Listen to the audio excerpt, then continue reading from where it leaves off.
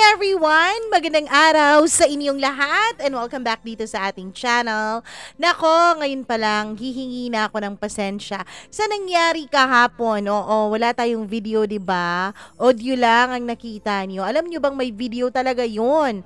Yes, nag-record ako ng video kaya lang hindi kinaya ng battery ko at bigla siyang namatay sa kalagitnaan ng pagbi-video ko nang hindi ko man lang alam na namatay pala siya kasi walang nakatingin habang nagbi-video ako. Ako lang mag-isa dito sa studio. Kaya ayun, nung natapos ko nang i-record yung story, nung tinignan ko, namatay pala yung aking baterya. Sira na pala. Tapos ang nangyari, ayun na. Wala nang video kasi nakurap yung file. Kaya ngayon ako hihingi ng tawad sa inyo. Pero anyways, in-upload ko pa rin dahil sayang yun ano. Kaya naman, eto ang aking suot, ay suot ko nung nakaraang araw dahil ito rin ang suot ko sa video dapat kahapon. Kasi nga isang araw ko to ni-record, December 18. Hello nga pala ako sa mga suki pa rin natin na kahit nandyan tayo may video man o wala ay nakikinig pa rin sa mga storya. Maraming salamat. Hi kay Chris Danvilla, maraming thank you.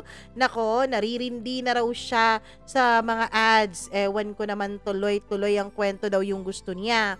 O ano ka na lang,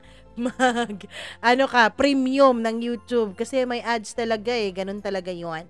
At yung mga ads ang tumutulong sa atin para ipagpatuloy itong ating ginagawa. Hi kay May Ann Tablazon, hello rin kay Ambrosia De Leon, maraming salamat. Hello rin kay Ismael sa Umay, maraming thank you. Marilo Gaspar, ang ambisyosang singer.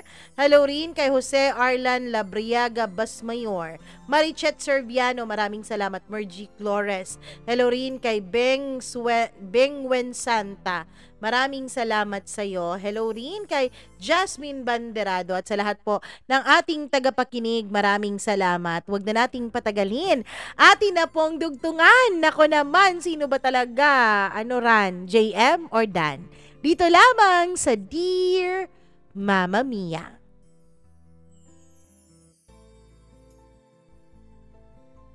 Kinabukasan nga ay sinundo ako ni Dan Mama Mia. Siya nga ang sumundo sa akin dahil yun ang pakiusap ni JM sa kanya. Hindi umuwi si JM. I wonder kung nasaan siya. Are you ready? Tanong ni Dan. Nasaan si JM? Hindi siya umuwi kagabi. Sabi ko. I saw in his eyes na para bang nasasaktan siyang hinahanap ko si JM. Busy si Brad, sagot niya. Thank you nga pala Dan ha, naabala ka patuloy. Okay lang, leave din naman ako Agad naming inayos yung mga gamit ko na dadalhin dun sa sasakyan niya bago niya ako ipinasakay. Mama Mia, dati ay pinagbubukas niya ako ng pintuan at siya pa ang naglalagay ng seatbelt ko. Bumalik siya sa dating siya. Siguro dahil na-sprain nga ang paa ko. Habang bumabiyahe kami ay hindi talaga mawala-wala sa isip ko kung anong nangyari kay JM at bakit lately ay nagiging cold siya sa akin. Nung biglang nagsalita si Dan. Share mo naman yan. Ano? Yang tumatakbo dyan sa isip mo, share mo naman. Ang lalim kasi ng iniisip mo Mama Mia, hindi ko alam kung bakit ba parang basang-basa pa rin ako ni Dan. Nung bigla siyang tumawa, parang tumigil ang puso ko. Alam mo, parehong-pareho ka pa rin sa Ran dati na kilala ko. Nope, hindi na ako yon. A lot has changed and for the better. Sabi ko naman. Pero yung humor mo, ganun pa rin. Sabi niya at patiran daw yung puso ko. Tawang-tawa pa rin ako, Mama Mia, dahil dumada-move siya nung mga panahon na yon. Hanggang sa bigla niyang tinanong kung mahal ko raw ba talaga si JM. Bakit mo naman na itanong? I mean, masaya ka ba sa kanya? Kailangan ko ba talagang sagutin yung tanong na yan? Tanong ko. Kailangan ko lang malaman. Gusto ko lang malaman. JM was there for me at my lowest. He always makes me feel happy and safe. He make me feel special in every ways. His action speaks more than his words. If you know If you wanna know if I love him, I would definitely proudly say yes. Paglingon ko sa kanya ay parang may nakita ako sa mukha niya. Parang may dumaang Diyos sa gitna namin dahil bigla kaming natahimik. The whole duration ng aming biyahe ay walang ni isa sa aming nagsalita. Mama Mia, hindi na rin din ako nagsalita kasi baka may masabi pa ako kay Dan. At nakafocus siya noon sa daan. Dumating kami sa amin na walang sali-salita, but to my surprise, yung mga kapatid ko at mga magulang ko ay mas excited pa atang makita si Dan kaysa sa akin. Dan anak, butit na padaan ka dito ulit. Oo tito, kung hindi pa magpapahatid itong si Ran, hindi pa ako makakabalik dito. Wait, what? Naguguluhan ako dahil nagmano din siya sa mga magulang ko at ako ay iniwanan lamang niya sa sasakyan. Pasok ka dito anak, Dan! Pasok! Sumigaw ako at tinawag ko si Dan. Wala ka bang planong tulungan akong bumaba? Sorry, na-excite lang ako nung makita ko sina tita at tito. Ma, sino ba talagang anak ninyo? Parang mas excited pa kayong makita si Dan kaysa sa akin eh. Mama Mia, yung mga kapatid ko ay nagkukuya na rin kay Dan. At saka yung kapatid kong pangalawa ay inaaya pa si Dan na mag-basketball sila. Yung bunso namin ay malambing na malambing din kay Dan at yakap-yakap pa niya ito. Naguguluhan ako kung bakit ang close-close na nila. Ako nung mga time na yon, Mama Mia, ay hindi ko alam na lagi palang pumupunta doon si Dan sa amin since umalis ako papuntang Maynila. Wala akong kaalam-alam na pinupuntahan niya pala ang pamilya ko para dalawin, lalong-lalo na ang mga magulang ko. Parang ilang buwan din ang lumipas, tita, bago ako nakabalik dito, ano? Oo nga, iho eh. Buti na lang at nakabalik ka ngayon. Tatayo sana ako nung nagtanong ang mama ko. San ka pupunta Ran? Magpapahinga na kasi parang mukhang hindi ako welcome sa bahay na to. Parang mas kinukumusta niyo pa si Dan. Alam mo anak, namiss lang namin tong si Dan, sabi ni Papa. Tapos ako, hindi niyo ako na-miss? Bahala nga kayo dyan. Pagbukas ko ng kwarto ko, Mama Mia, ay ibang-iba na yon. Meron na pong maayos na higaan. Napalitan na rin yon ng magandang kutsyon. May wallpaper na iba na rin ang design, Mama Mia. Ibang-iba ang kwarto ko. Hindi ko naman sinabi sa kanila na ibahin yung kwarto ko, kaya sumisigaw ako tinatawag si Mama. Nagtaka siya at nagtanong kung napano ako. Kailan mo pinabago tong kwarto ko? Kailan kayo bumili ng bagong higaan? At saka yung wallpaper? Hindi kami ang bumili niyan, si Dan. Minsan kasi dito siya natutulog kapag nagagawi siya dito sa atin. Mama Mia, parang deja vu ang mga pangyayari sa buhay ko ngayon. Just like before nung pumunta si Dan dito nung sinama ko siya. Dumating na lang ang gabi, yung pamilya ko ay overwhelmed pa rin sa presence ni Dan. Nakalimutan nilang si JM ang boyfriend ko, Mama Mia. Ilang beses akong pabaling-baling sa aking higaan pero hindi pa rin ako dinadalaw ng antok. Ano ba tong tumatakbo sa isipan ko? Nakakalito. So nagdesisyon akong lumabas ng bahay para magpahangin pero nakita ko si Dan na nakaupo din sa labas at nagpapahangin siguro. Dumiretso na lang ako sa kusina para magtimpla ng kape. Dalawa yung tinimpla ko at lumapit ako sa kanya. Dahil parang ang lalim-lalim ng iniisip niya. Siguro hindi niya namalayan na palapit din ako sa kanya noon. Oh, sabi ko sabay abot sa kanya nung kape na ikinagulat niya. Hindi ka rin makatulog? Tanong ko. Hindi eh. Ang layo kasi ng tingin mo. I was looking at the beautiful moon. Pagtingin ko, napakaganda palang pagmasdan ng buwan. Kasi napakaliwanag at napakalaki pa. Ang ganda, no? Sabi ko, referring to the moon. Katulad mo. Mama Mia, nung mga panahon na yon ay sinabi ko sa sarili kong hindi ako magpapadala sa mga sinasabi ni Dan. Huwag mo nga akong pinaglolo ko dyan, Dan. Looking at the moon is like looking at you from afar. Ano? Grabe namang metaphor mo, sir. I was happy seeing you from afar, shining, and even more brighter with someone else, someone you love. Dan? I'm sorry, Ran. Nakita akong tumutulo ng mga luha sa kanyang mga mata. Sorry for what? For everything that I've done before?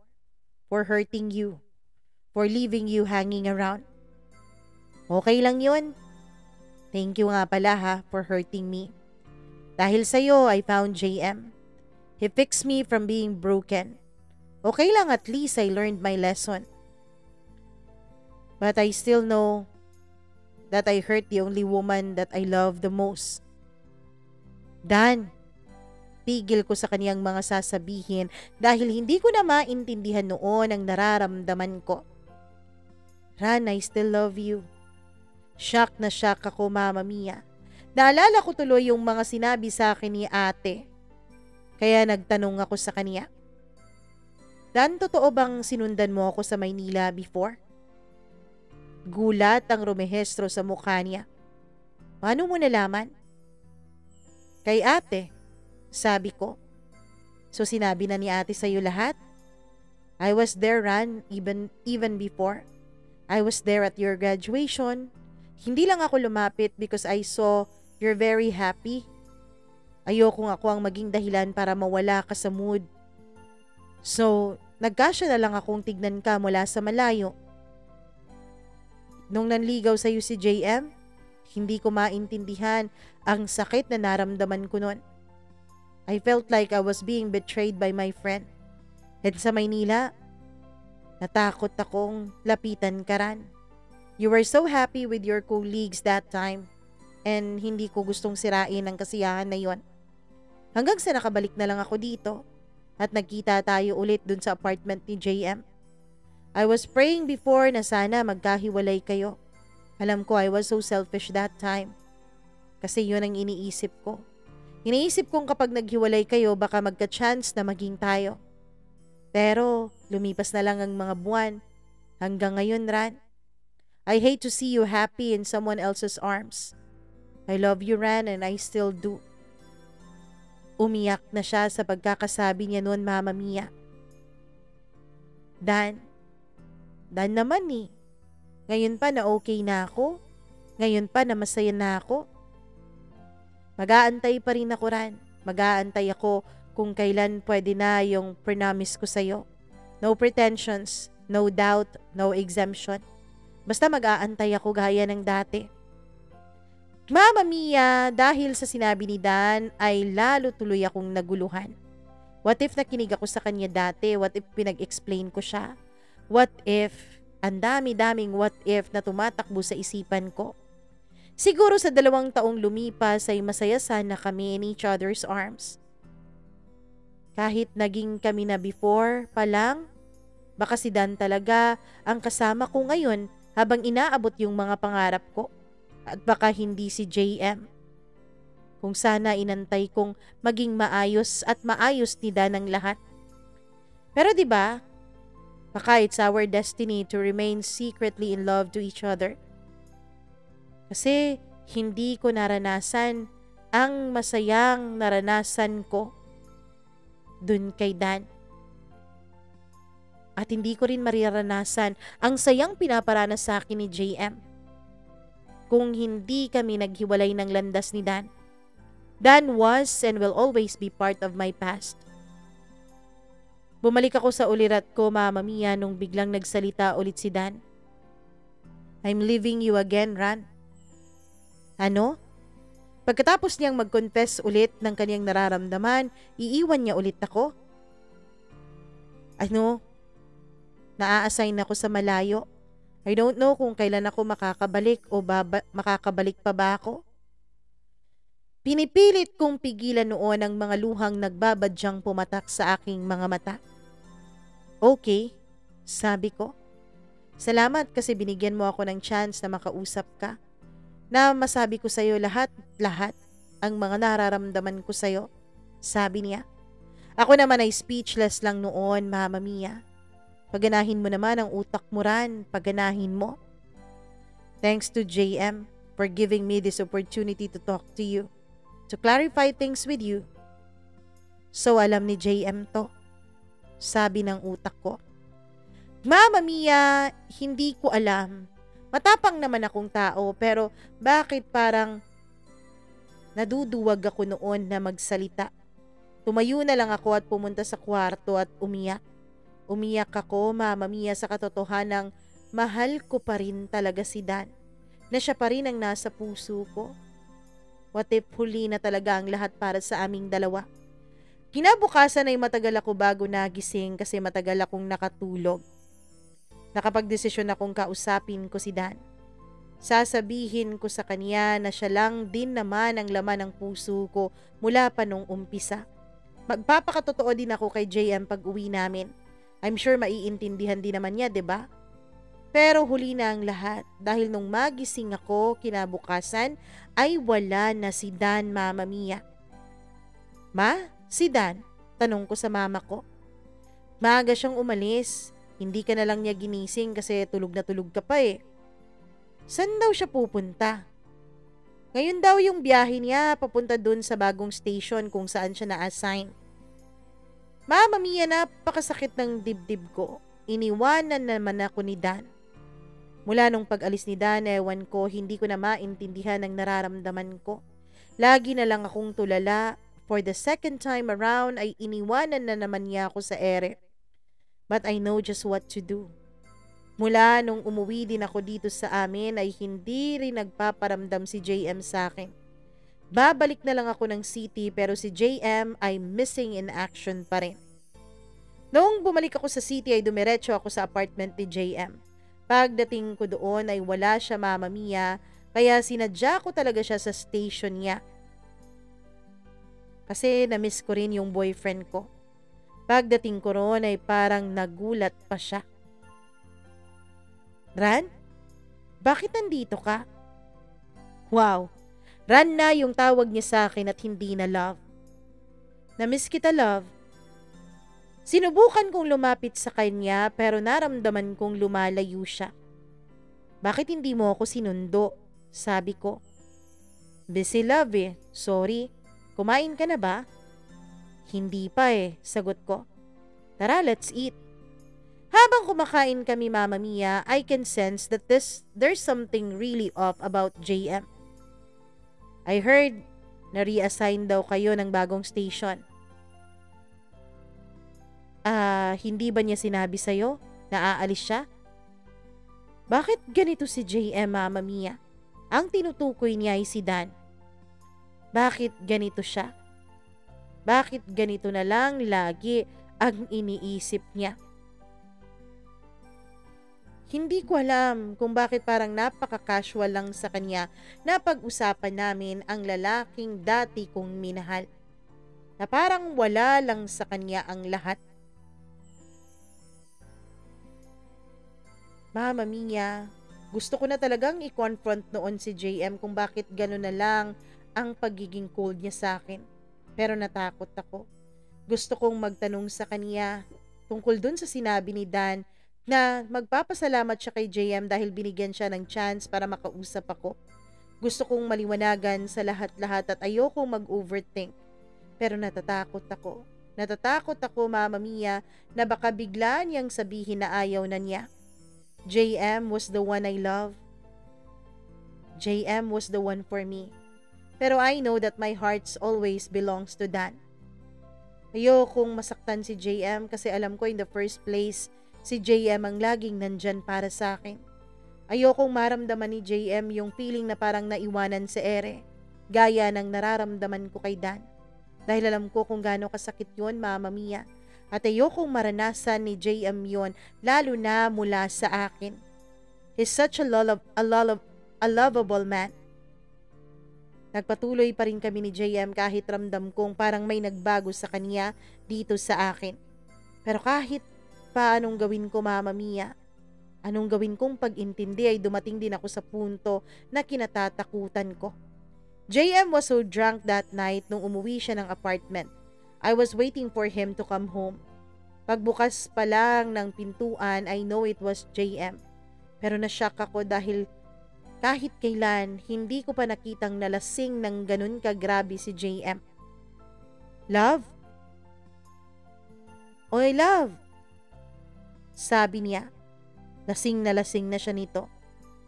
Bakit lasing na lasing ka, love? Hindi naman, nakainom lang ng konti. Pero alam ko, Mama Mia, na hindi siya umiinom kung wala siyang problema. Love, may problema ba tayo? Kasi lately, nararamdaman kong cold ka na sa akin. Tanong ko ng diretsahan. Wala tayong problema. Ako ang may problema ran. Sabi niya at nag-umpisa siyang umiyak. Mama Mia, hindi ko alam kung ano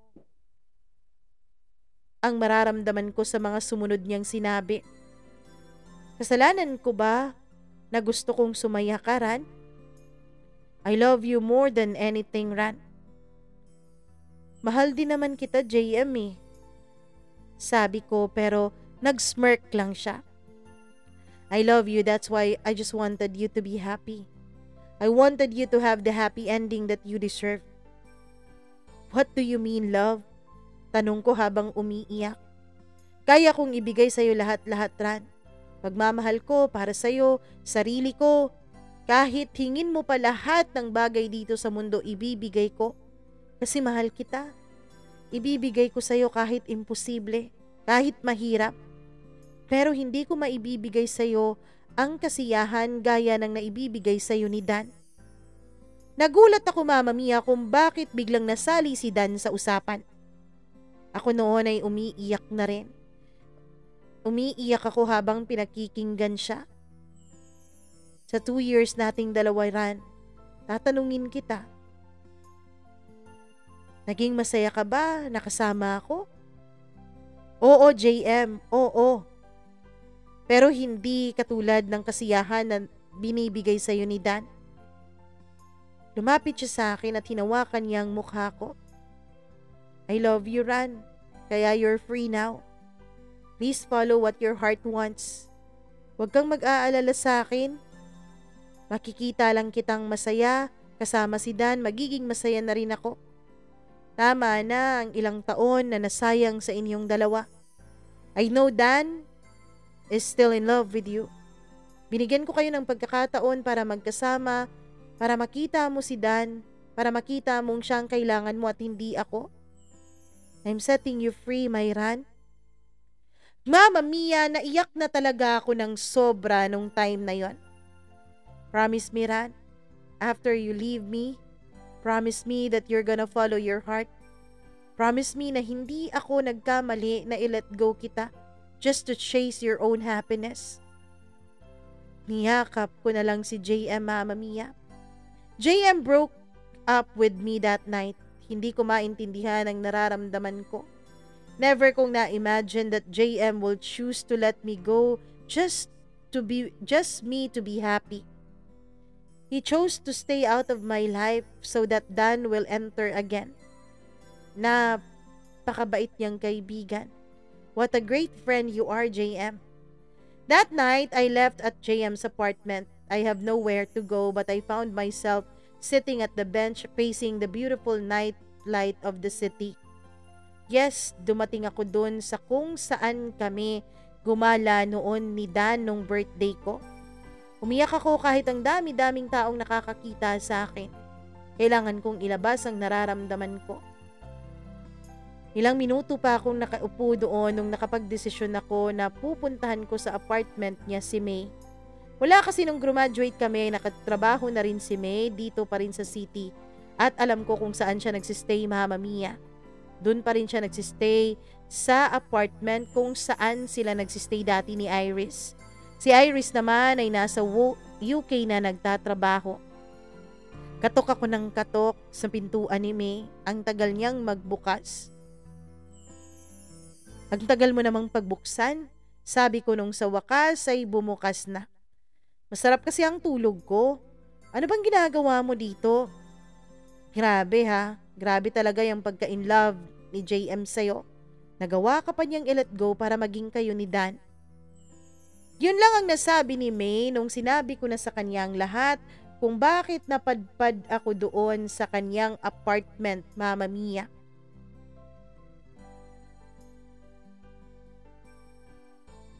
Grabe, umiyak ako ng umiyak. O bakit ka umiiyak ngayon? Dapat maging masaya ka. Si Dan kasi, ano? Ayaw ka na naman niya ulit? Nakakita na rin siya ng ipapalit ulit sa'yo? Ikaw talagang babae ka, ang tanga-tanga mo, no?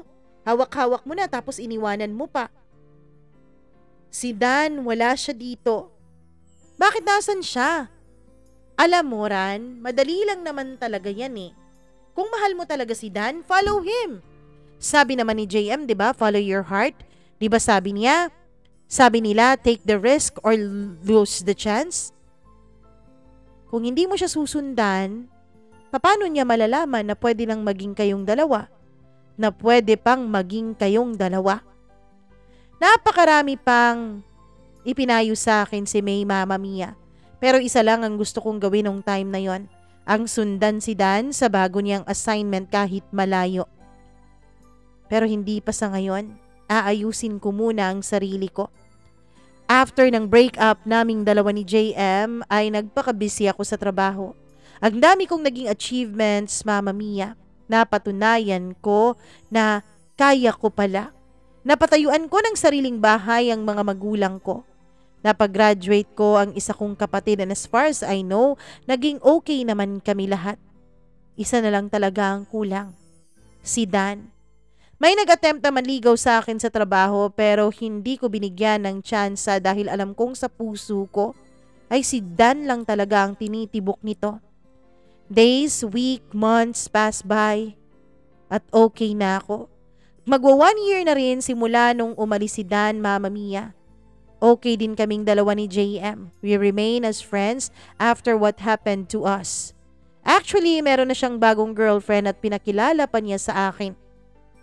Masaya ako para sa kanya, Mama Mia. Masayang masaya ako.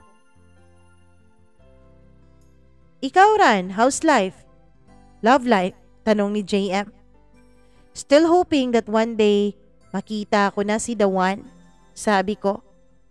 The one or the Dan? Come on, Ran. Time is running. Remember the last time I told you to follow your heart? I think this is the right time, Ran. Don't waste chances. Look at me. Finally, I'm happy, di ba? Sabi niya sabay kindat sa akin. Tama si JM. Napakaraming panahon nang nasayang sa aming dalawa ni Dan. Okay na rin naman ako so I think it's time para maging masaya na ang ending naming dalawa. And for JM, finally, he found his the one. Nag-resign ako sa trabaho ko at nagpaalam ako kina mama at papa na susundan ko si Dan dun sa kanyang assignment. Buti na lang at naintindihan nila, Mama Mia. Pati na mga kapatid ko, sabi nila, finally ay naisip ko na rin daw na unahin ang sarili ko. I followed Dan dun sa lugar na sinabi niya. Kahit walang kasiguraduhan, Mama Mia. Sinundan ko siya. Kahit hindi ko pa alam kung saan talaga siya exactly naka-assign, ako na lang ang hahanap sa kanya. But I failed. Pagod na ako noon at gusto ko nang sumuko nung time na yon that I even blame myself and question myself. Bakit pinatagal ko pa ang pagsunod ko sa kanya? Kung nung una pa lang dapat sana, 'di ba? But I never lose hope. Bumalik ako sa lugar namin and after a month of staying doon ay hindi ko pa rin siya nakita kaya dumiretso na ako kina ate. For sure alam nila kung nasaan si Dan. Ate was shocked seeing me. Ran? Long time no see. Ate, I have a favor to ask. Actually a question to ask. Desperada na ako, ate. Ano yun, Ran? Alam mo ba kung nasaan si Dan? I mean, pumunta ako dun sa sinabi niyang lugar pero hindi ko siya nakita. Halos lahat na yata ng police station doon ay napuntahan ko na eh. Pero hindi ko pa rin siya nakita. At dun ako na shock, Mama Mia, sa sinabi ni ate. Kasi si Dan ay na-assign na pala sa lugar namin a week ago. 'Di ba? Iba talagang maglaro ang tadhana. Ang dami kong nasayang na oras dun sa lugar na yon. Kahahanap sa kanya. Nandito na pala siya ulit. Pero hindi na siya dito umuuwi. Ano? Saan, te?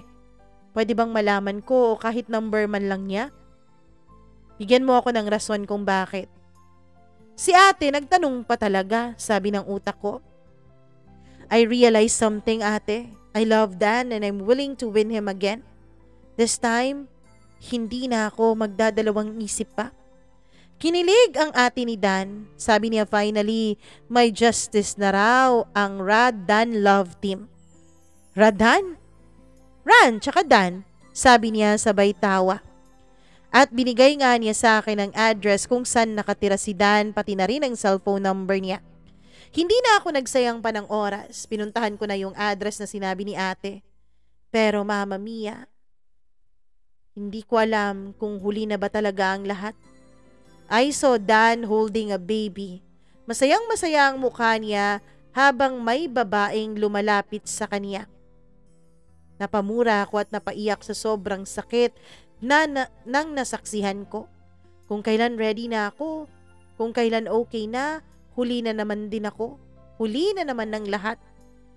For sure nakita ako ni Dan kasi para siyang na-shock, Mama Mia, at dali-dali akong naglakad paalis para hindi na niya ako mahabol pa. Asan yung sinabi niyang nandito lang siya at nag-aantay sa akin? Bakit in the end, ako pa rin ang niiwan sa ere? Mali ba talagang pinili ko si Dan kaysa kay JM?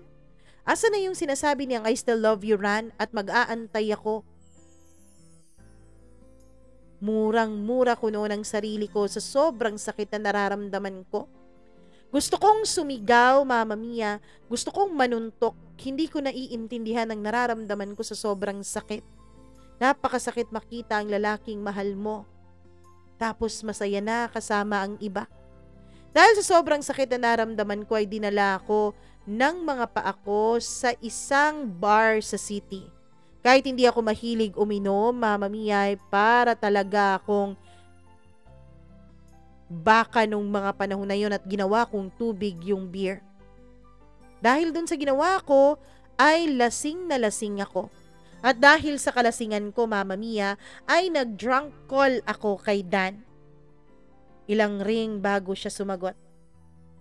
Yes, hello, sino to? Tanong niya. Lasing na ako noon, pero alam ko kung sinong kausap ko. Leche ka, Dan? Sabi ko. Ran? Umiiyak na ako noon. Sabi mo aantayin mo ko.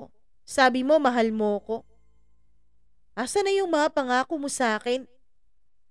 Ran, asan ka? Nakainom ka ba? Huli na ba ako, Dan? Hindi na ba ako ang mahal mo? Sabi ko habang umiiyak pa rin. Where the hell are you? Sabi niya at galit na ang boses niya nung mga panahon na yon.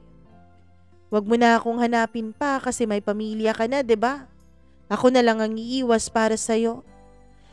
Pinatay mo na naman ako, Dan. Leche ka. Mama Mia, hindi ko alam ang mga sumunod na mangyari. Parang nawalan ako ng malay sa sobrang kalasingan. Masikip na masikip ang dibdib ko. Basta naramdaman ko na lang, Mama Mia, na may bumuhat sa akin. Pagising ko kinabukasan ay napakasakit ng ulo ko.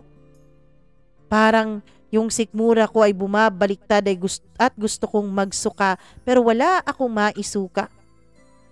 Dumiretso ako ng CR paglabas ko. Nagulat ako dahil iba na ang suot ko, Mama Mia, at hindi ko kilala yung kwarto. Nasaan ako? Lingon ako ng lingon sa paligid ko. Nung akmang bubuksan ko na ang kwarto ay may pumasok na tao. Agad ko siyang sinalubong ng aking kamao, Mama Mia. Nung biglang si Dan pala ang pumasok. Wait, si Dan? Bakit si Dan to? Wala akong naisip kung bakit si Dan yung kasama ko. Dan? Ano ka ba talaga, Ran? Bakit kamao mo yung sinalubong mo sa akin? Pagtingin ko sa kanya ay dumugo yung kabila niyang labi. Sorry Dan. Lalapitan ko sana siya pero naalala kong galit pala ako sa kanya at baka magalit ang asawa niya. Parang okay ka na kasi nanununtok ka na eh. Sorry, akala ko kasi, sabi ko at hindi ko na ituloy ang sasabihin ko.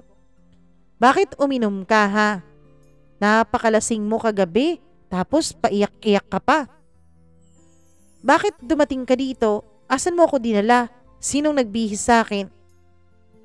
Nandito ka sa apartment ko? At sino pang magbibihis sa akin? Ngumiti siya, Mama Mia, at hindi siya sumagot. Ikaw? Ikaw ang nagbihis sa akin? Bakit? Nakita ko naman lahat na yan noon, 'di ba? Nag-take advantage ka na naman sa akin, ha? Bakit? Akala mo dahil lasing ako kaya pwede mo akong gawa ng masama? Kung tinake advantage pa kita, hindi ka na sana nakakatayo ngayon. Tulad nung nangyari dati, di ba? Sabay tawa niya. Baliw talaga tong lalaking to. Mama Mia, nung akmang lalabas na ako ng kwarto, kasi baka kung ano pang isipin ng asawa niya, ay bigla naman niya akong hinila. Eto na naman tayo sa paghila niya sa akin. Kaya ang naging forma ko ay nakaharap ako sa kanya. Dan, baka kung anong maisip ng asawa mo kapag nakita niya tayo sa ganitong forma. Kumunot ang kanyang noo. Dan! Shh! Sabi niya at nilagay niya ang daliri niya sa labi ko at niyakap ako. Tinulak ko siya, Mama Mia. Dan naman eh. Oo, mahal kita pero ayoko namang makasira ng pamilya. Ayokong matawag na kabit at ayokong maging kabit mo. Ano? Bakit ka magiging kabit? Hindi ba may asawa ka na? May anak ka na nga eh. Tumawa siya, Mama Mia. Alam mo, Ran, makakapag-asawa lang siguro ako kung papayag ka. Ano? Ikaw ang gusto kong pakasalan. Pero di ba may anak ka na? Andyan ka na naman sa mga false accusations mo, love. Magkakaanak lang ako kung ikaw ang magiging nanay. Pero di ba? Pinutol niya ang sinabi ko at hinalikan niya ako. Sabihin mo na lang, Ran, na nagsiselos ka?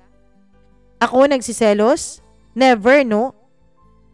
Alam mo, kung maglalasing ka, buti sana kung may kasama ka. Mabuti na lang at mabait yung taga-serve doon sa bar na pinuntahan mo. Tinagot niya yung tawag ko sa'yo. Sabi niya, nahimatay ka raw sa sobrang kalasingan.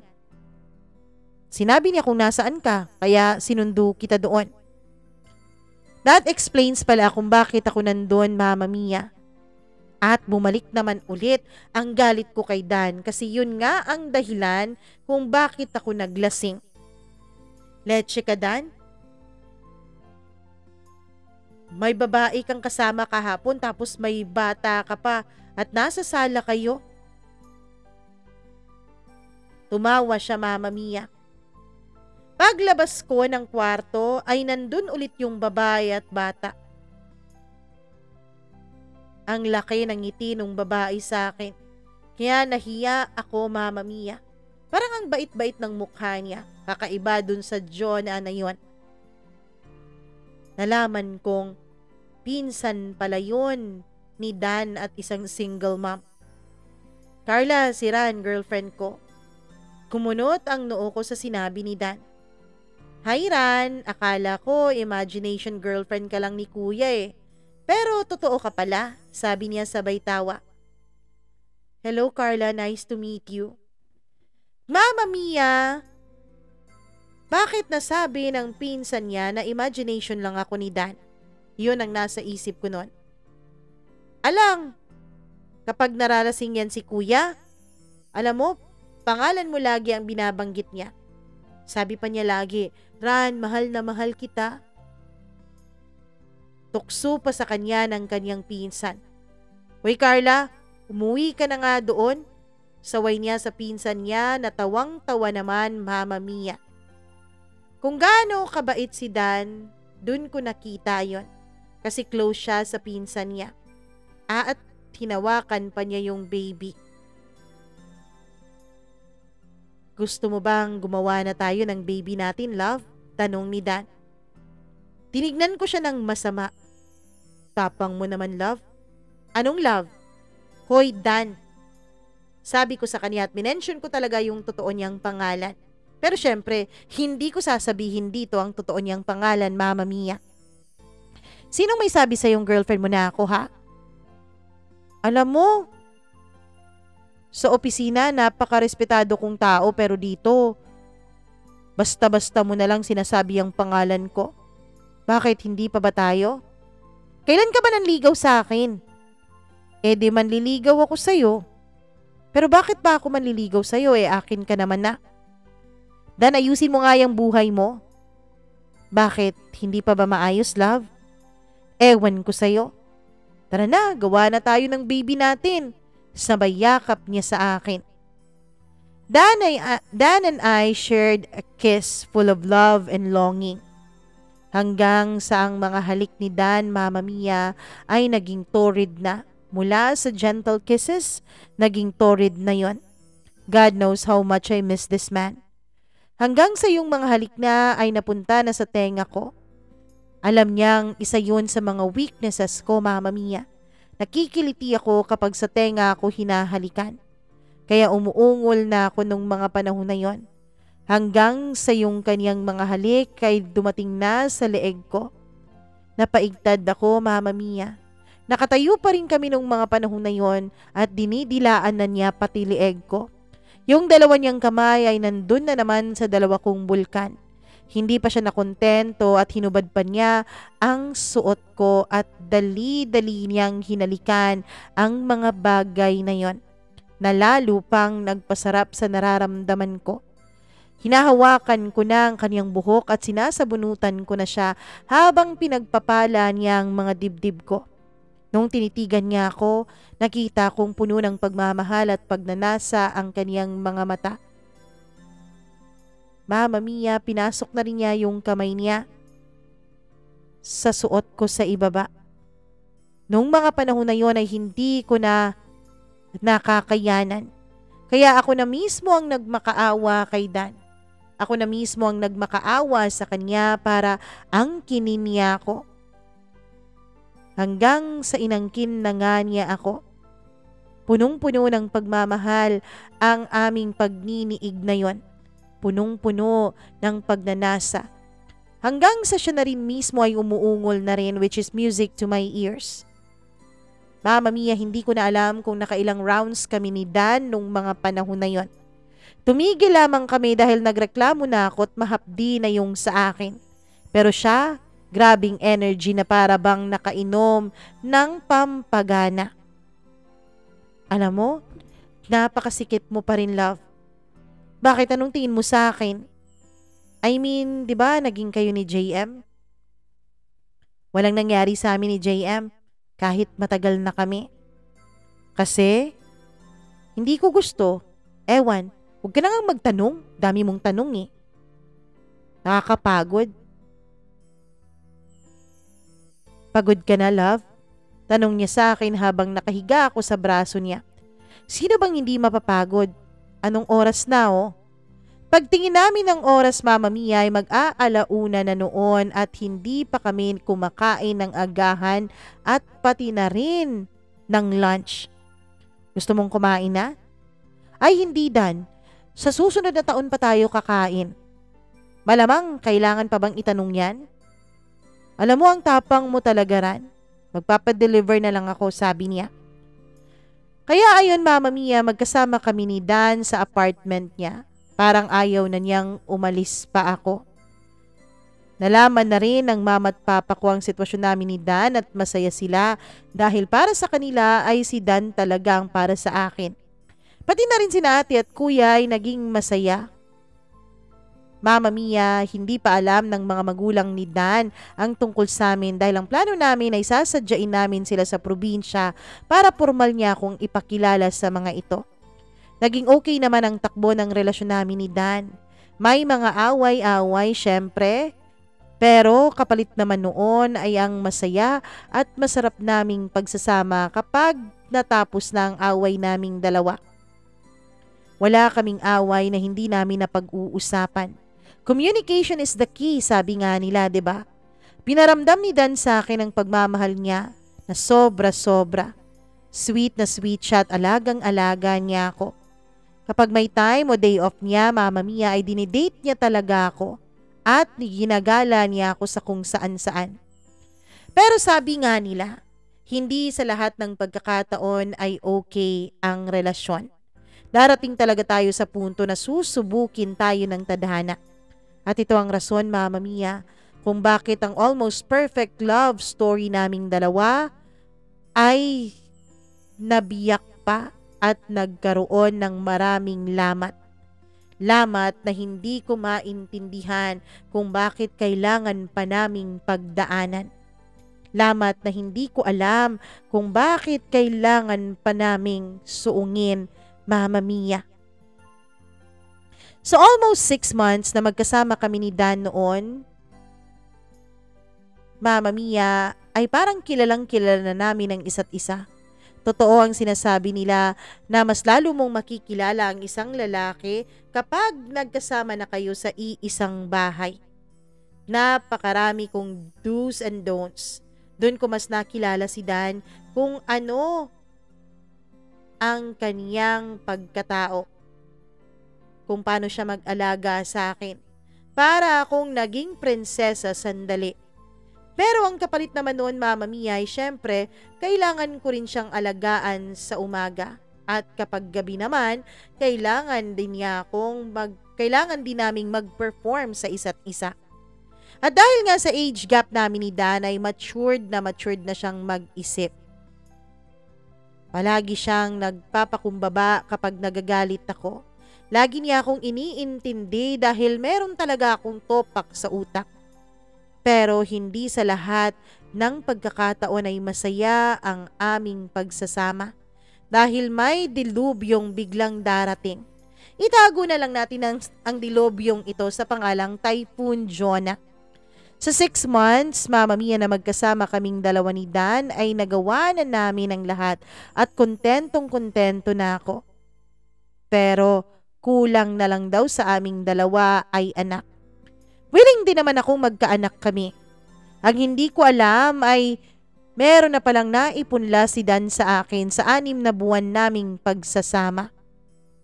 Mahirap talaga itong may pikos ka, Mama Mia, at irregular ang dalaw mo. Hindi mo malalaman kung may laman na o wala. 2 months akong wala noon at hindi dinatnan. Hindi ko alam 2 months na pala ang tiyan ko nung mga panahon na yon, Mama Mia. So ibig sabihin magpo 4 months pa lang ang aming pagsasama nung nakabuo kaming dalawa.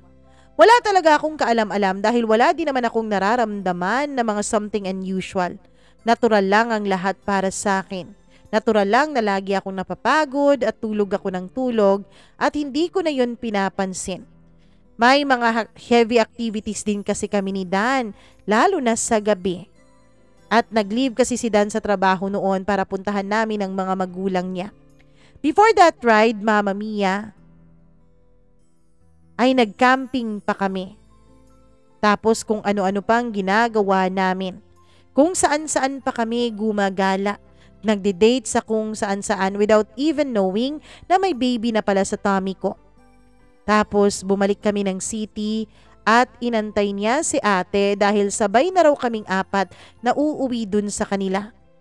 Napansin ni ate, Mama Mia, na parang namumutla daw ako pero sabi ko dahil lang siguro sa sobrang pagod kasi grabe naman talaga ang activities ginagawa namin ni Dan within the 4 days na yon.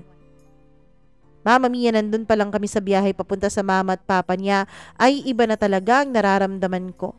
Masakit na masakit ang puson ko. Hindi ko na lang yun pinansin kasi baka malapit na ang monthly period ko. Dahil nga lagi akong delayed, Mama Mia, ay prone din ako sa dysmenorrhea nung mga panahon na yon.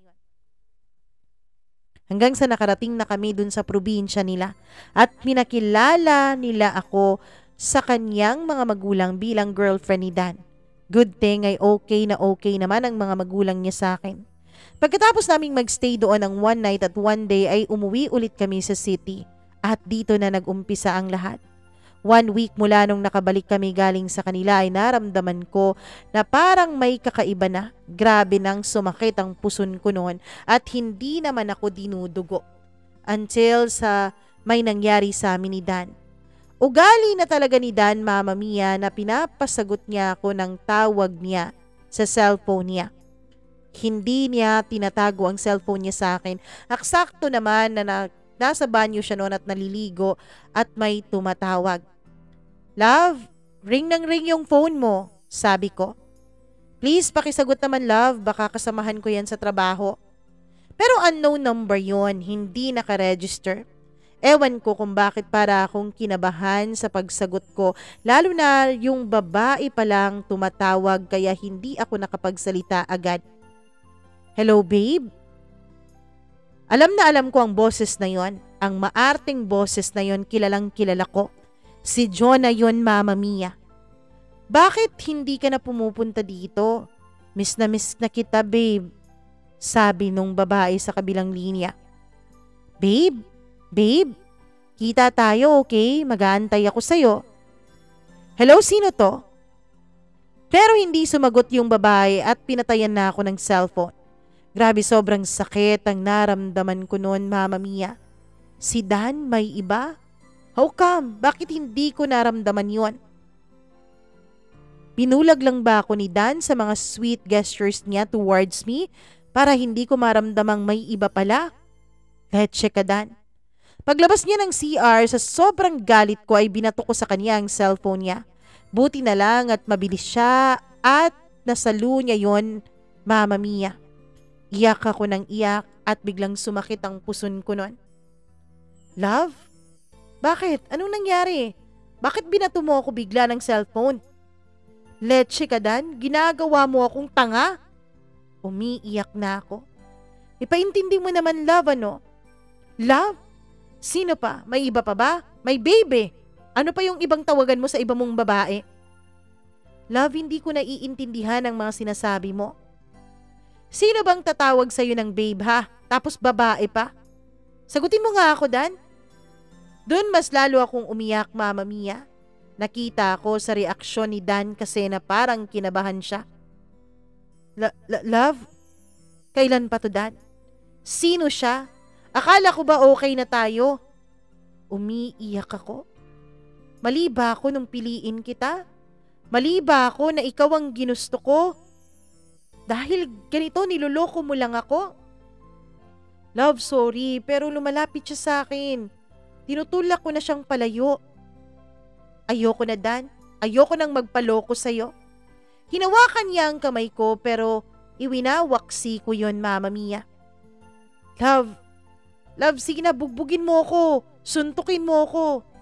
Hindi ako gaganti para maibsan lang yung sakit na nararamdaman mo. Sabi niya habang umiiyak na rin. Huwag mo akong sinusubukan, Dan, dahil kilala mo ako. Kilalang kilala mo ako. Hinawakan niya ang kamay ko at pilit niya yung sinasampal sa sarili niya. Mama Mia, sinampal ko rin siya at alam kong malakas yun kasi napaatras siya.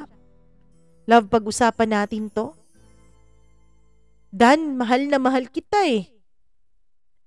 Pero bakit mo ako ginanito? Mahal na mahal kita, Ran. Hindi ako mabubuhay nang wala ka. Please, huwag mo akong iwan. Ewan ko kung bakit pero parang napasukan ng demonyo ang utak ko nung mga panahon na yon, Mama Mia. Nakita ko yung baril niya. Kinuha ko yun at tinutok ko yun sa kanya. Si Dan ay nashock sa aking ginawa. Love, please, ibaba mo yung baril. Sabi niya habang yung dalawang kamay niya ay nakaisa sa ere na para bang sinasabi niyang suko siya at hindi siya manlalaban. Let's check ka, Dan. Tignan natin kung mabubuhay ka pa pagkatapos nito. Ewan ko pero para akong naawa sa forma niya nung mga panahon na yon. Nung biglang sumakit ang puson ko. Pagtingin ko ay may dugo ng umagos sa mga paa ko. Gulat na gulat ako sa nakita ko at the same time, Mama Mia, ay masakit na masakit ang puson ko.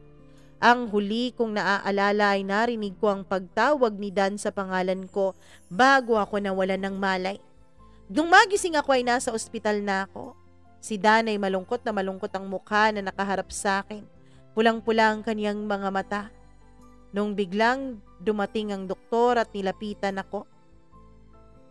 "Love," sabi niya at umiiyak pero hindi ko siya pinansin. "Dok, anong nangyari sa akin?" tanong ko. "I'm sorry ma'am, but you lost your baby." "What? Baby? Lost?" Ang tagal nag-sink in sa akin ng mga sinabi ng doktor, pero kitang-kita ko sa mukha ni Dan na alam na niya. "Baby? What do you mean, Doc?" "You're 2 months pregnant, ma'am, but unfortunately, the baby didn't survive because of the stress na pinagdaanan mo."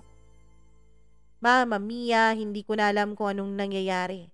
Wala akong kaalam-alam na may baby pala sa tiyan ko. Kung nalaman ko lang nung una pa, sana iningatan ko. Umiyak na lang ako at iyak na lang din ni Dan ang narinig ko. Nilapitan niya ako. Pero dahil sa nalaman ko ay nag-collapse ulit ako. Nung magising ako ay nandun na si ate at si kuya. Tinawagan daw sila ni Dan para sabihin sa kanila ang nangyari. Ang dami nilang tanong kung anong nangyari at bakit nakunan ako. Wala akong ikakasagot sa kanila. Masakit na masakit pa rin sa akin ang mga nangyari, Mama Mia. Una, si Dan may iba. Tapos pangalawa, nawalan ako ng anak nang hindi ko man lang alam na may anak pala ako sa aking sinapupunan. Mama Mia, nung pagka 2 days ay nakalabas din naman ako sa ospital.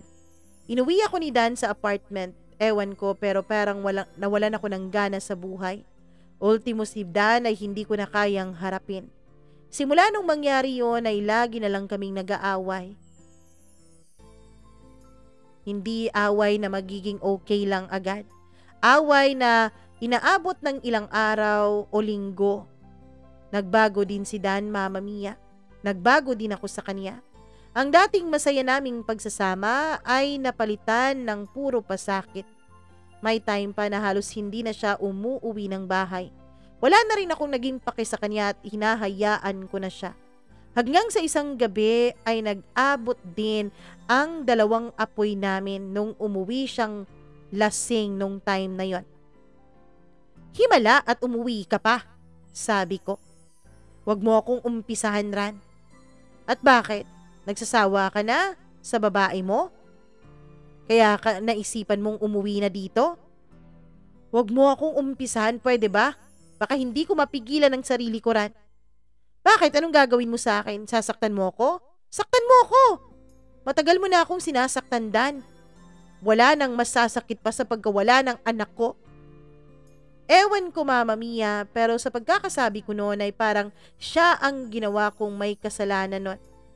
Pero I admit na may kasalanan din naman ako. Tinapon niya yung boteng na hawakan niya. Nagulat ako noon. Hindi ko in-expect na magagawa niya yon. "Ran, ilang beses ko bang sinabi sa'yo na wala akong ibang babae, okay? Wala. At yung anak natin, sigurado ka bang kasalanan ko talaga yon? Sino bang hindi nag-alaga ng sarili niya? Ako ba? Di ba ikaw?"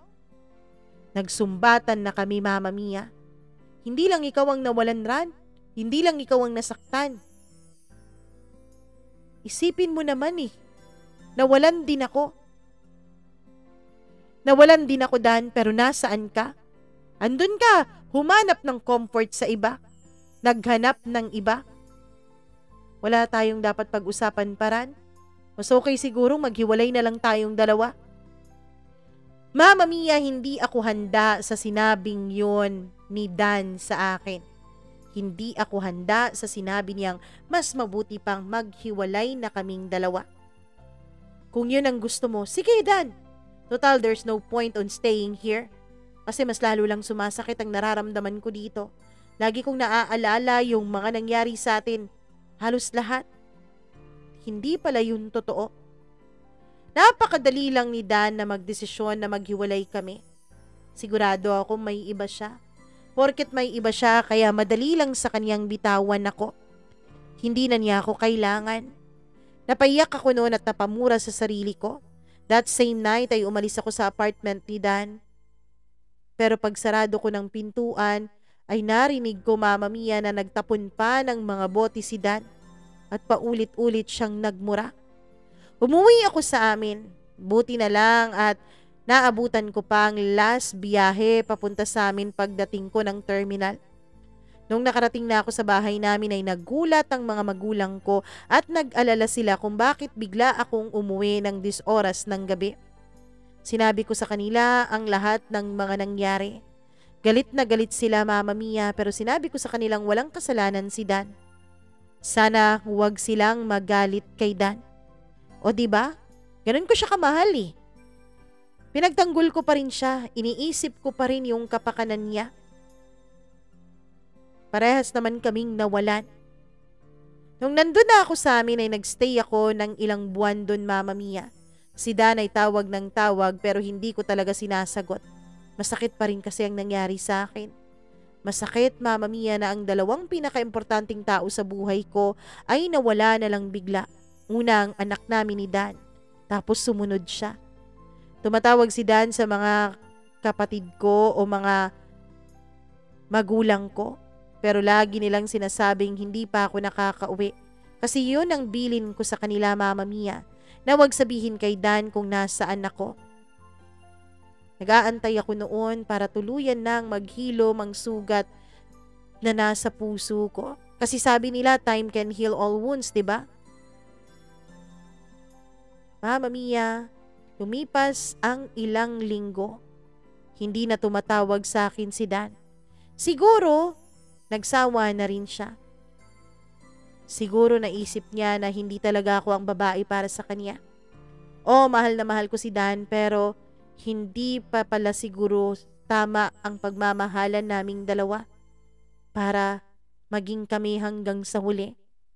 Mabilis na dumaan ang mga araw hanggang sa naging mga buwan hanggang sa naging taon. Nakapag-heal din naman ako Mama Mia. Medyo okay na rin naman ako nung mga panahon na yon. Pero hindi pa talaga ako handang harapin si Dan. Pero ewan ko, siguro number 1 fan namin ang tadhana. Kasi sa laki ba naman ng mundo ay nagkita pa kaming dalawa. Nag-cruise ulit ang landas namin. Year 2017, nakapagtrabaho ako sa isang call center dito lang din sa amin. Unti-unti nang nagiging maayos ang buhay ko nung time na yon. Nakabili na rin ako ng motor na ginagawa kong service kapag umuuwi ako sa amin. Dali-dali ako noon Mama Mia at hindi ko na malayan na naiwan ko pala yung aking lisensya. Sakto naman na may checkpoint. Napakamalas ko naman talaga. Pagdating ko sa may checkpoint ay hindi ko na malayan na nandun din pala si Dan. License and registration ma'am, please, sabi nung pulis. Tinignan ko ang U-box ng motor ko pero wala doon ang lisensya ko. Ano sir, kasi naiwan ko sa boarding house yung lisensya ko. Ay naku ma'am, hindi yan po pwede. Hindi po pwedeng boarding house mo yung gagamit ng lisensya mo. Napaka-stricto ng pulis na yon Mama Mia nung may isang pulis na biglang lumapit. Nung tinignan ko siya ay si Dan pala. Gulat na gulat ako dahil magwa 1 year na mula nung kahuli kaming nagkita dalawa. Anong problema Brad? Tanong niya. Eto kasing si ma'am walang lisensya. Dala turo sa akin. Ako nang bahala dyan Brad. Ayun na nga at umalis yung pulis Mama Mia na napakasuplado naman talaga. Sa susunod, wag kang umalis nang hindi kumpleto ang papeles mo. Hindi ko sigurado kung pinapangaralan niya ako nung mga panahon na yon pero hindi ko siya pinansin. Sige, alis ka na love. Esteran pala. Salamat sir. Patatakbuhin ko na sana ang motor nung biglang nagsalita si Dan na ako lang ang nakakarinig. I miss you Ran. Kunwari wala akong narinig sa sinabi niya pero yung puso ko ay tumatalon sa tuwa. Ewan ko ba ayaw makisama ng puso ko sa utak ko. September 2019 when I received a video call from JM. Yes, hindi Yes, Mama Mia, wala na kaming communication noon ni JM. Sabi ko sa inyo, we became friends after all, pero kahit wala kaming communication ay may contact pa rin naman kami sa isa't isa. Meron daw siyang ino-organize na party a week before sa kanyang wedding. Ikakasal na siya kay Elise, Mama Mia, yung long-time girlfriend niya na nakilala ko before. Nag-held siya ng party sa isang resort since hindi na kami nagkita at matagal-tagal na ay umoo ako na a-attend dun sa party na yon. Alam kong invited din si Dan pero hindi ako nag-expect na makakapunta siya dahil alam ko namang busy ang mga polis, hindi ba? Nung nasa beach na kami, Mama Mia, syempre bumili muna ako ng masusuot ko. Simple lang pero hindi naman boring. Yun bang kapag sinusuot mo ay na-emphasize yung aking katawan? It was a two-suit colored red, Mama Mia. Two-piece swimsuit. Pero, mas lalo yung nakakaputi with matching see-through pa na robe. O diba? Sexy talaga. Namili din ako ng iba pang damit na susuotin ko papunta sa resort. Total magmumotor lang naman ako kaya nag-short na rin ako at nag-fitted crop top na damit. Umabot ako ng resort ng 7 p.m. at tumiretso na ako sa cottage kung nasaan nandun sila JM at pumwesto. Nandun si Elise at ang iba pa nilang mga kakilala. Especially yung babaeng malanding si Jonah. Mama Mia, sinalubong ako ni Elise. Ran, butit nakarating ka. Sabay beso sa akin. Actually, naging close din naman kami ni Elise. She's a nice girl. Oo, Elise. I-blackmail ba naman ako ng boyfriend mo? Oy, hindi na boyfriend. Soon to be husband na. Singit naman ni JM sa usapan namin sabay tawa. O di kayo na ikakasal? By the way, Ran, sorry pala for your loss ha. Ang minimin niya yung baby ko na nakunan, Mama Mia. Ngumiti lang ako at sabi ko na kapag move on na ako at okay na ako. Pero may isang babae pa ata na hindi nakakapag-move on, Mama Mia. Grabe talaga, kung makatingin sa akin si Jonah, ay halos patayin na niya ako. Kala niya siguro hindi ko siya papatulan. Love, Elise, samahan mo muna si Ran sa room para makapagbihis ng swimwear niya, sabi ni JM. Kaya ayon sinamahan ako ni Elise. Nung makita niya ang suot ko, sabi niya ay maganda raw ako at maglalaway daw si Dan kapag nakita niya ako. Nginitian ko lamang siya dahil ayoko nang pag-usapan si Dan. Pagbalik namin ng cottage ay nandun si Dan, Mama Mia, at gulat na gulat dahil nakita niya ako. Tingin siya ng tingin sa akin. Paminsan-minsan ay nagtatagpo ang tingin naming dalawa. At eto namang si Jonah ay talagang talalandi.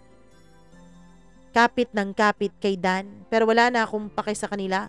As long as hindi ako susubukan ni Jonah, magiging maayos kami. Pero dun ako nagkamali. Kasi si Jonah, Mama Mia, laging nagpaparinig at nagpapasaring ng mga salita. Kaya ayon, si JM at si Elise ay tinabihan nako ng upuan. Sabi nila ay wag ko na lang daw pansinin yon. Nung biglang tumayo si Jonah at naglakad papunta sa akin. Run, right? Sabi niya, sabay abot ng kaniyang kamay. Tinignan ko lang siya. I think hindi na kailangang magpakilala ako sa'yo, diba? Wala din naman akong pake sa'yo. Silang lahat ay nagkatinginan na pati na si Dan, Mama Mia. I like your fighting spirit, Ran. I heard you lost your baby before. Mama Mia, parang napantig ang tenga ko sa aking narinig. Tumayo ako para harapin talaga siya. You know what, Jonah? You're too late for that news and I don't need your sympathy anymore. It is true na hiwalay na kayong dalawa ni Dan, right? Mama Mia, gustong-gusto ko na siyang sampalin nung mga panahon na yon. Jonah, that's enough, sabi ni JM. What? I'm just asking a question. Yes, you know what? Oh, you know why? Tumingin ako kay Dan. Mama Mia. Pagkatapos kong tumingin kay Dan ay hinarap ko ulit si Jonah. Dahil sa mga babaeng kagaya mo. Babaeng kagaya ko? Yes, makate, papatol sa mga lalaking taken na. But you know what? I would thank you for that. Kasi Nung mga panahon na yon, nalaman kong hindi pala tayo lahat nakakakita ng mas maayos na lalaki. Lalo ka na. Mama Mia, parang hindi makapagsalita si Jonah pero alam kong galit siya nung mga panahon na yon. Kaway-kaway ng mga pareho sa akin na allergic sa seafoods. Sa mga babaeng higad. Sana magdala kayo lagi ng cetirizine. At agad kong dinala sa kanya ang cetirizine, Mama Mia. Eto, anti-allergy. Baka bumalik yung, alam mo na, kakatihan mo. Sorry, I know, below the belt na yon, pero mas lalong nagalit si Jonas sa akin. Nung susubukan na niya akong sampalin, Mama Mia, pero nagulat ako nung biglang pumagitna sa amin si Dan at agad niyang pinigilan si Jonah. Don't you dare, Jonah, sabi ni Dan. You know what? I know a bee when I see one. Kaya pala, kasi nakatingin ka sa salamin, di ba? Akala ko no pets allowed dito sa resort na to. Bakit ka nakapasok? Tahol ka ng tahol. Yang mga kasama mo, halatang halata na ayaw nila sa'yo. Mama Mia, kita kong nagpipigil na sa pagtawa yung iba sa mga sinabi ko kay Jonah. Natahimik lamang kami nung hinila na ni Dan palayo si Jonah sa akin. Tama yan, magsama kayong dalawa, sabi ng utak ko. Tanong ng tanong sa akin si Elise kung okay lang ba ako. Sabi ko, I'm okay and I feel better. At ngumiti ako sa kanya. The whole duration ay hindi ko na nakita pa si Jonah at si Dan. Bahala sila kung saan sila nagpunta basta ako magpapakasaya. Yes, may parte ng puso ko na nasasaktan lalo na't nag-iisip ko na baka nasa kama humantong yung dalawang yon. Alam ko kasi si Dan eh. Kilala ko siya, mahilig siya sa kama. Pero syempre, humingi ako ng dispensa kina JM at Elise kasi halatang nakagawa kami ng eksenang dalawa ni Jonah. Kinabukasan ay maaga akong nagising at uuwi na sana ako at nagpaalam na ako kina JM at Elise. Iba naman, diba kung sa iba ako magpaalam. Pumayag naman sila dahil sabi ko meron pa akong pupuntahan kahit wala naman. Ewan ko ba, Mama Mia, okay naman sana ako pero nasasaktan pa rin ako kapag nakikita ko si Dan. Nasa parking lot na ako para kunin ang motor ko pero nandun din pala si Dan, Mama Mia, at paalis na rin pala siya. Ayoko sana siyang pansinin pero nauna siyang mamansin sa akin. Ihahatid na kita, Ran. Ang kapal talaga ng mukha ng lalaking to. Okay lang, I can manage. Alam ko pa naman kung paano umuwing mag-isa. Tsaka may motor naman ako, di ba? Sorry pala sa ginawa ni Jonah kagabi. Pakikontrol ng girlfriend mo, Dan, please. Nakakawala ng delikadesa eh. Edukada pa naman sana siya. Can we talk? Sabi niya. Hindi pa pala kami nag-uusap nung mga panahon na yon sa isip ko. Mama Mia, magsasalita na sana ako nung biglang dumating si JM na tumatakbo palapit sa akin. Ran. Paglapit niya ay tatawa sana siya. Sorry brad nasira yung moment niyo eh. Ano ka ba? Makatawag, wagas. Ano yun, JM? Agad niyang inabot sa akin ang isang envelope. Invitation card pala niya yon. Huwag kang mawawala sa kasal ko Next week na yon. Ang hindi pupunta, tatandang dalaga. Sige ka, sabi niya. Oo nga pala, JM, pwedeng mag+1, sabi ko. May isasama ka? Tanong ni Dan na shock naman, Mama Mia. Oo naman, okay lang. Sino yung date mo? Tanong ni JM. A very special someone of mine. Sure, sige. See you next week. Count me in, sabi ko sabay ngiti. Nagpaalam na si JM at bumalik na sa resort. Ako naman ay pinaandar ko na yung motor ko nung biglang hinawakan ni Dan yung manibela. Sino isasama mo? Galit niyang tanong. Ano bang pakay mo, Dan, ha? Pwede ba? Huwag ko ngang umasta na merong tayo kasi as far as I know, matagal na tayong naghiwalay. Alagaan mo na lang yung girlfriend mo. Kasi hanggang ngayon parang hindi pa nakaka-move on sa akin eh. So will you please excuse me? Nagmamadali ako. Kita ko sa reaksyon ni Dan na may sasabihin pa sana siya pero hindi ko na siya binigyan ng pagkakataong makapagsalita, Mama Mia. Hanggang sa dumating ang araw ng kasal ni na JM at Elise. Siyempre, yung sender niyo nagpaganda talaga at namili talaga ako ng susuotin kong damit. Sexy dress na halter at kita ang likod tapos may slit pa talaga na hanggang legs, Mama Mia. Hindi ako papakabog dahil naisip kong baka nandun din yung Jonah na yon. Kung magtatanong kayo kung sino ang kasama ko, well, yung anak ng ninang ko. Nagkita kasi kaming dalawa. At yung anak ng ninang ko ay bakla yun, Mama Mia. Pero hindi halata ang kanyang pagkabakla dahil formal na formal siya. Talagang pinakiusapan ko pa siya na samahan ako. Sabi ko napakaraming lalaki doon, kaya ako siya napapayag. Okay, sige ha, samahan mo ako ha. Para naman may makakausap ako doon. Alam mo, kilala mo naman yung kinakasal, di ba, Iha? For sure, may kakilala ka pa rin yun. Alam mo, nasabi ko na kasing may +1 ako at +1 kita. Please, pamimilit ko pa sa kanya. Nako, booking ka na, Day. Sabi naman niya ulit. Oo na, sige na, nandun ang ex ko, please. Kaya pala, talagang masusuntok ko yung lalaking yun ha. Pero kapag suntukin ako dun, Day, sigurado akong babush ang beauty ko. Hindi yan. Marami din naman akong kakilala dun eh. At saka maraming lalaki dun na mga masasarap. Okay, sige na nga. Papayag na ako. Sasamahan na kita. Siyempre, Mama Mia, kasi maganda tayo, dumiretso na ako ng reception. Hindi na ako pumunta doon sa ceremony. Nandun din si Dan, Mama Mia, at ang mga kasamahan niya. At syempre, nandun din si Jonah, yung lintik na yon. Grabe talaga ako makahawak kay Dan. Nakita ko na tumingin si Dan pagpasok namin ng venue. Ako nung mga panahon na yon ay parang nakahawak din sa braso ng dudong inday ko. Ng anak ng ninang kong bakla. Nakita kong kumunot ang noo ni Dan, Mama Mia. Okay lang naman ang takbo ng reception, maayos ang lahat. Pero yung mukha ni Dan ay tingin ng tingin sa aming dalawa ng friend ko. Para talagang nasisira ang mukha niya. Okay naman sana, pero eto talagang nakapag-shock sa akin.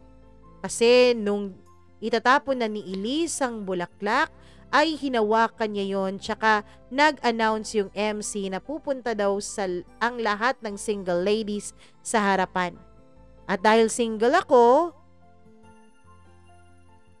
Mama Mia, hindi ako pumunta doon. Kasi nakakahiya, bahala sila. Kahit di na ako mag-asawa, ayos lang. Tumayo ang lahat, pati na rin si Jonah. Pati si Elise ay tingin ang tingin sa akin. Pati si JM, Mama Mia, ay tingin ang tingin at nagulat ako nung lumapit si Elise sa akin. At gulat na gulat ako nung ibinigay niya sa akin ang bulaklak.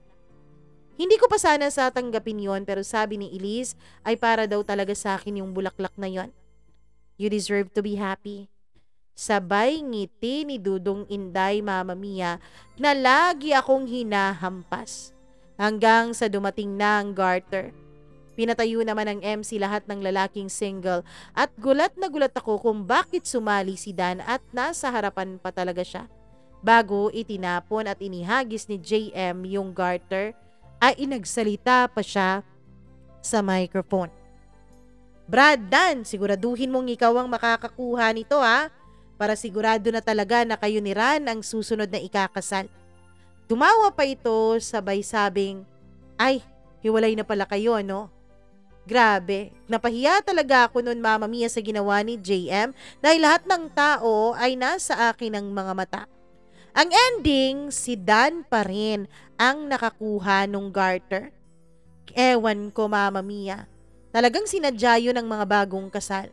Wala na kaming nagawa ni Dan dahil tinawag na kami ng MC, Mama Mia.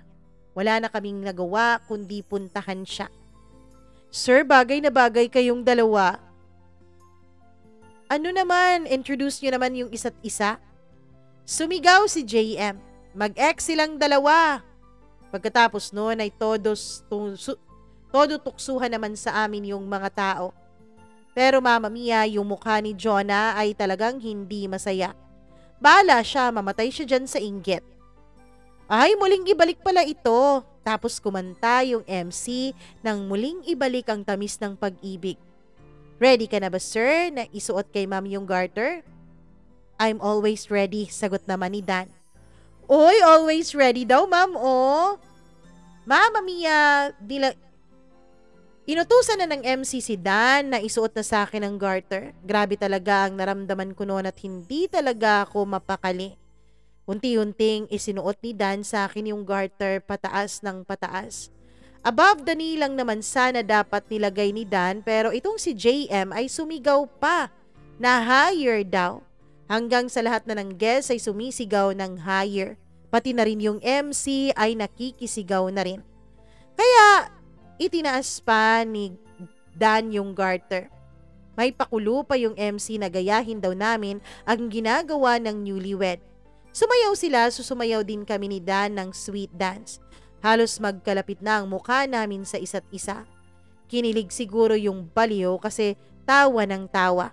Napakarami pang pakulo ng MC hanggang sa natapos din ang reception at kanya-kanyang uwi na yung ibang mga bisita. Tapos lumapit ako sa newlywed para ibigay yung regalo ko sa kanila at magpaalam na para umuwi. Kung magtatanong kayo kung anong binigay ko, cash lang yun. Mama Mia, nauna na rin yung date ko dun sa parking lot. Sabi niya, dun na lang daw niya ako hihintayin. Kasi magpapaalam pa ako. 2 weeks matapos yung kasal ni na JM at Elise, ay naging maayos naman ang buhay ko. Akala ko tuloy-tuloy na pero hindi pa pala. Akala ko hindi na kami magkikita ni Dan pero mali na naman ako ng akala. Mama Mia, galing ako nito sa paggala dun sa apartment ni May kasi birthday niya. Nakainom ako ng konti at mag-aalas 11 na yun ng gabi nung umuwi ako. Pagpasok ko ng apartment ay madilim na madilim yon. Pero naramdaman ko na parang may tao sa loob at nakaupo ito at nakayuko sa gilid ng pintuan. Hindi ko na binuksan yung ilaw. Para kasing hindi na malaya nung tao na dumating ako. Mama Mia, hahampasin ko sana siya ng helmet ko dahil baka magnanakaw yon.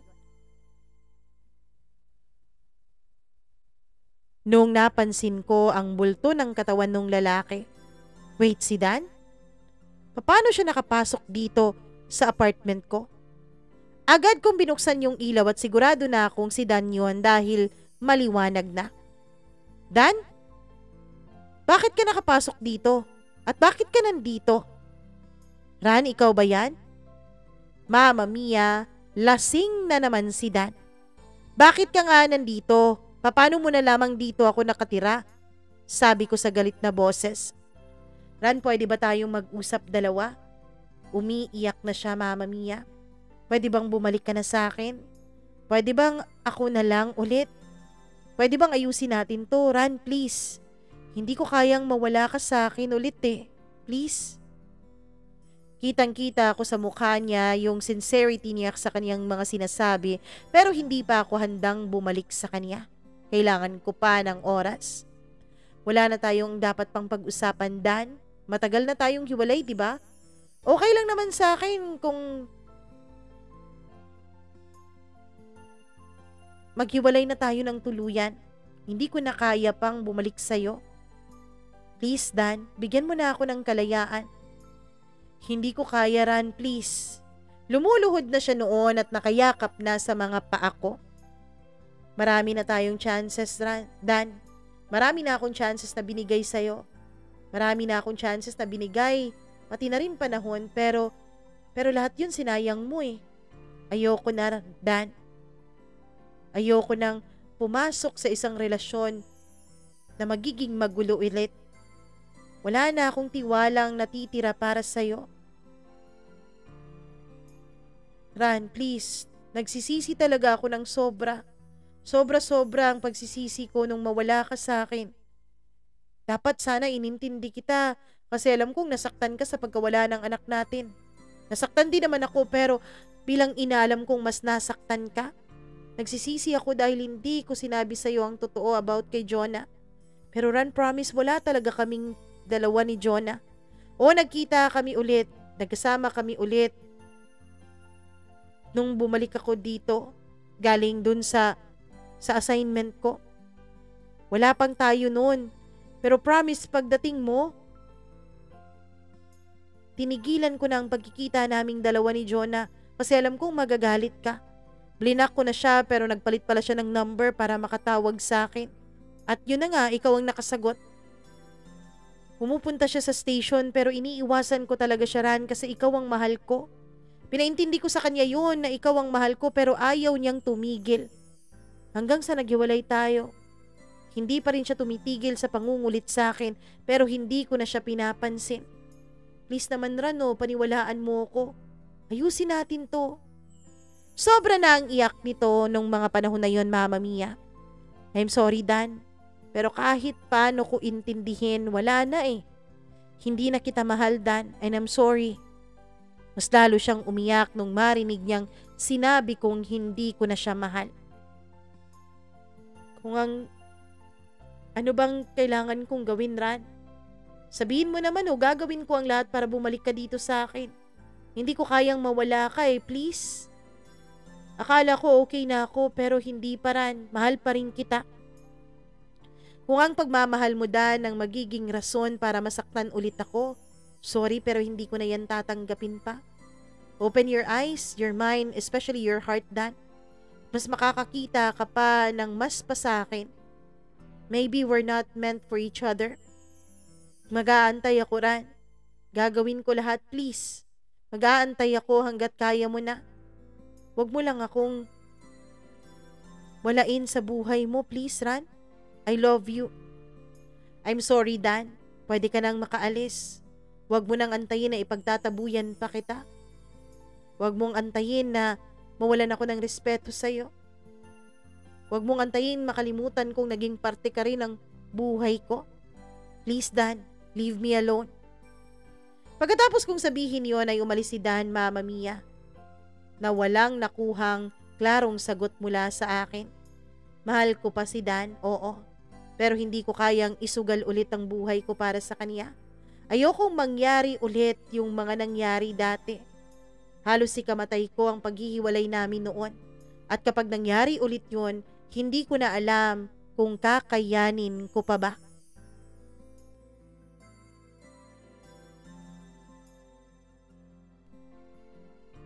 Grabe naman ang kwentong ito. Medyo mahaba pero last part na ugma. Pagbigyan niyo na ako. Last part na bukas, ugma. Bisaya eh. Pagbigyan niyo na ako. Birthday ko naman bukas. Kaya pakinggan niyo na yung last part ng kwento ni Ran at ni Dan. Oo, parang si Dan yata kasi wala nang JM sa eksena eh.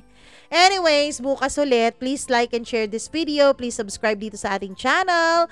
Please click the notification bell para lagi po kayong updated sa bawat video na ating ilalabas. Ako pong muli ang nag-iisa ninyong Mama Mia. Maraming salamat sa inyong pakikinig. Hanggang sa muli, hanggang bukas po.